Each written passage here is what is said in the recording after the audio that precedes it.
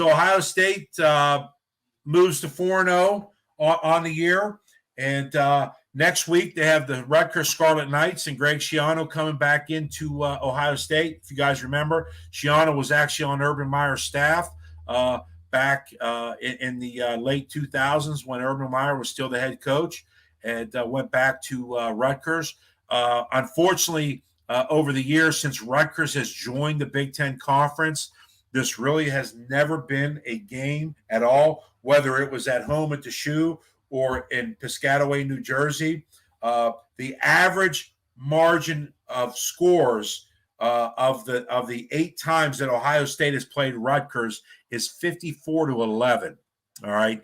And Ohio State has gone over 50 points 6 of those 8 games, and they score 49 in the other 2 games out of the 8. So they almost went over 50 all 8 games. They've held Rutgers to a total of 88 points in 8 games for an average of 11 points per game. So, again, next week will be the 5th home game for Ohio State, and it's another Big Ten game before they go on the road for their first one. So we don't want to jump ahead too far, all right, and get ahead of ourselves. So you've got Rutgers coming in, who actually got beat at home tonight by Iowa, 27-10.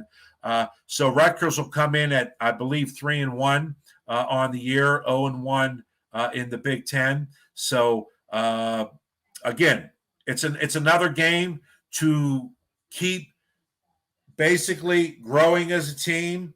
Can the offense stay hot? All right, that's what everyone's talking about right now is Ohio State's offense. So can the offense keep growing? Does Smith and Jigma come back next week? I would probably say probably not. Okay, probably not, because what Ohio State's doing with the guys that they have on the field right now is absolutely fantastic. We want Smith and Jigma back when he's 100% healthy. All right, he may have rushed back a little bit early last week that they talked about. So again, let's keep that hamstring.